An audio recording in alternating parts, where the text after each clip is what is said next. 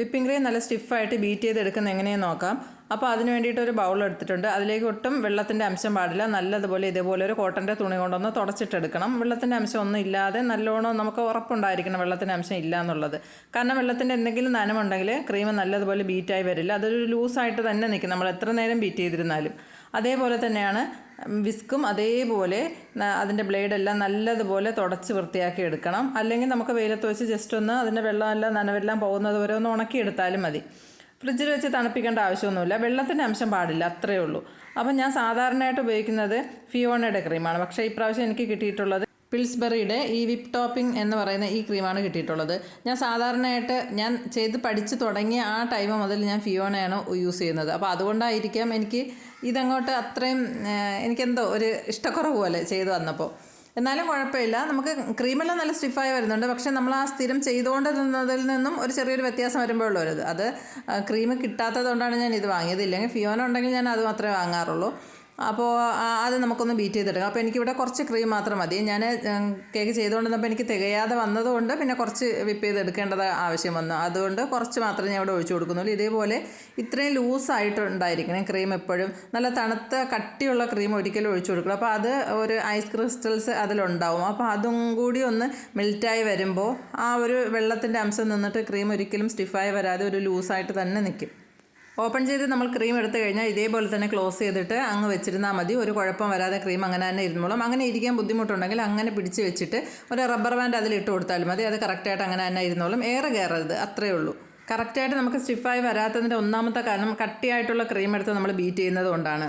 പിന്നെ നമുക്ക് വെള്ളത്തിൻ്റെ അംശം ഉണ്ടെങ്കിലും ഈ രണ്ട് കാര്യങ്ങൾ കൊണ്ടാണ് കറക്റ്റായിട്ട് ബീറ്റ് ചെയ്ത് കിട്ടാത്തത്. എപ്പോഴും നമ്മൾ ക്രീം ബീറ്റ് ചെയ്യുന്നതിന് മുന്നേ എടുത്ത് ഫ്രീസറിൽ നിന്ന് താഴെ വെച്ച് ഫ്രിഡ്ജിൽ വെച്ച് അത് നല്ലത് രീതിയിൽ അതിൻ്റെ ആ ഒരു ലൂസ് കൺസിസ്റ്റൻസി ആക്കിയതിന് ശേഷം ഞാൻ ഇപ്പോൾ ഒഴിച്ചത് കണ്ടില്ലേ, അതേപോലുള്ള ഒരു പരുവത്തിൽ മാത്രമേ ക്രീം ഒഴിച്ചിട്ട് ബീറ്റ് ചെയ്യാൻ പാടുള്ളൂ. ആ കട്ടയായിട്ടുള്ള ക്രീം ഒരിക്കലും എടുത്ത് ബീറ്റ് ചെയ്യരുതേ.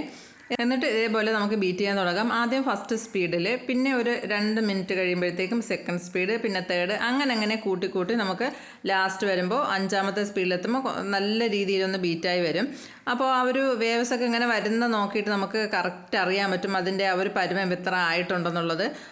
കുറച്ച് ക്രീം ആയതുകൊണ്ട് തന്നെ ഞാൻ ഇതേപോലെ ബൗളൊന്ന് ചരിച്ച് പിടിച്ചിട്ട്, കുറച്ചല്ല കൂടുതൽ ക്രീം ഉണ്ടെങ്കിലും എനിക്ക് ഏറ്റവും കൂടുതൽ ഈസി ആയിട്ട് തോന്നിയിട്ടുള്ള പെട്ടെന്ന് തന്നെ സ്റ്റിഫായി വരുന്നത് എനിക്ക് ഈ ബൗൾ എടുത്തിട്ട് ഇങ്ങനെ ചരിച്ച് പിടിച്ച് ചെയ്യുമ്പോൾ, അത് മുട്ടയായാലും ക്രീം ആയാലും ഞാൻ അങ്ങനെയാണ് ഇതേപോലെ ചെയ്ത് കൊടുക്കുമ്പോൾ പെട്ടെന്ന് തന്നെ അത് ബീറ്റായി വരണതായിട്ട് എനിക്ക് തോന്നിയിട്ടുണ്ട്. അപ്പോൾ അങ്ങനെയാണ് ഞാൻ ചെയ്ത് കൊടുക്കുന്നത്. പിന്നെ ക്രീം ബൗളിലേക്ക് ഒഴിക്കുമ്പോൾ എപ്പോഴും നല്ലോണം ഒന്ന് ഷെയ്ക്ക് ചെയ്ത ശേഷം മാത്രമേ ഒഴിക്കാവൂ. അത് ഫ്രിഡ്ജിൽ നിന്ന് നേരിട്ട് എടുത്തുകൊണ്ട് വന്ന് അങ്ങനെ തന്നെ ഒഴിച്ചു കൊടുക്കില്ല. നല്ലോണം ഒന്ന് കുലുക്കി അതെല്ലാം കൂടി ഒന്ന് മിക്സ് ആയ ശേഷം മാത്രമേ ഒഴിച്ചു കൊടുത്തിട്ട് ബീറ്റ് ചെയ്തെടുക്കാവൂ.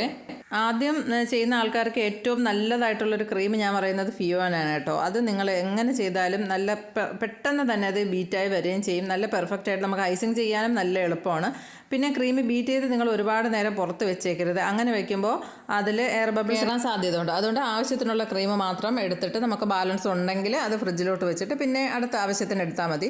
ബാലൻസ് വരുന്നത് അതുപോലെ നല്ലത് ടൈറ്റായിട്ട് അടച്ചിട്ട് നമുക്ക് ഫ്രിഡ്ജിൽ സൂക്ഷിക്കും, ഒരു കുഴപ്പമില്ല. നമുക്ക് പിറ്റേ ദിവസം 2 ദിവസത്തിനുള്ളിൽ നമുക്ക് അടുത്ത ഓർഡർ വരികയാണെങ്കിൽ അതെടുത്തിട്ട് അത് നമുക്ക് ലെയറിൽ കൊടുക്കാം. ഒന്ന് സ്പാച്ചിൽ വെച്ചിട്ട് നല്ലോണം ഒന്ന് മിക്സ് ചെയ്തെടുക്കണം. ഫ്രിഡ്ജിൽ നിന്ന് എടുത്ത ശേഷം ഒന്ന് നല്ലോണം മിക്സ് ചെയ്ത ശേഷം അത് നമുക്ക് ലെയറിൽ കൊടുക്കുന്നതായിരിക്കും നല്ലത്. കാരണം അത് നമുക്ക് ലെയറിലാകുമ്പോൾ കുഴപ്പമില്ല, ലൂസായി പോവുകയോ എയർ എന്തെങ്കിലും കയറിയിട്ടുണ്ടെങ്കിലോ ഒന്നും അത് ഉള്ളിലാവുമ്പോൾ കുഴപ്പമില്ലല്ലോ, അറിയാൻ പറ്റത്തില്ല. അപ്പോൾ അങ്ങനെ കൊടുത്താൽ മതി. പിന്നെ നമുക്ക് ഇതേപോലെ ബീറ്റ് ചെയ്ത് വരുന്ന സമയത്ത് ആ വേവ്സ് ഒക്കെ വരും. അത് കഴിഞ്ഞിട്ട് ബ്ലേഡ് ഒന്ന് നല്ലോണം ഒന്ന് ടൈറ്റായി വരും. ആ സമയത്ത് മനസ്സിലാക്കിക്കോണം ക്രീം ബീറ്റായി വന്നിട്ടുണ്ട് നല്ല രീതിയിൽ. പിന്നെ നമ്മൾ ഒരുപാട് സമയത്ത് ബീറ്റ് ചെയ്ത് ചെയ്യരുത്. അങ്ങനെ ചെയ്ത് കഴിഞ്ഞാൽ നല്ലോണം കട്ടിയായി പോയിട്ട് അത് ഒന്ന് ഓവർ ആയി പോവും. അതുകൊണ്ട് അത്ര ആവുമ്പോഴത്തേക്കും നിർത്തുക. എന്നിട്ട് നമുക്ക് ബൗളൊന്ന് കമഴ്ത്തി നോക്കുക. അപ്പോഴത്തേക്കും ആ ക്രീം നമ്മളിങ്ങനെ തട്ടിയാൽ പോലും ആ ക്രീം താഴത്തേക്ക് പോവരുത്. ആ രീതിയിൽ ബൗളിൽ നല്ലതുപോലെ ഒട്ടിയിരിക്കണം. അതാണ് കറക്റ്റ് പരുവം എന്ന് പറയുന്നത്. ഓവർ ബീറ്റായി എന്ന് നമ്മളെങ്ങനെയാണെന്ന് അറിയാമോ മനസ്സിലാക്കുന്നത്? നമ്മൾ ബീറ്റ് ചെയ്ത് എടുക്കുമ്പോൾ അത് വിസ്ക് നമ്മളിങ്ങനെ മുകളിലേക്ക് ഉയർത്തിയെടുക്കുമ്പോൾ അവിടെ ഒരു ഹോൾ പോലെ കിടക്കും. അപ്പോൾ അങ്ങനെ വരുമ്പോഴാണ് ക്രീം ഓവർ ബീറ്റായി എന്ന് മനസ്സിലാവുന്നത്. അപ്പോൾ അതിന് മുന്നേ തന്നെ നിർത്തിക്കൊള്ളണം. അതിനുശേഷം സ്പാച്ചിൽ വെച്ചിട്ട് സൈഡിലിരിക്കുന്നതും എല്ലാം കൂടി ഒന്ന് ഉള്ളിലേക്ക് ആക്കി കൊടുത്ത് ഒന്ന് മിക്സ് ചെയ്ത ശേഷം ഇനി ഐസിങ് ചെയ്യാൻ തുടങ്ങാം. അപ്പോൾ വീഡിയോ നിങ്ങൾക്ക് ഉപകാരപ്പെട്ടു എന്ന് തോന്നിയാൽ ലൈക്ക് ചെയ്യാനും ഷെയർ ചെയ്യാനും സബ്സ്ക്രൈബ് ചെയ്യാനും മറന്നു പോവല്ലേ.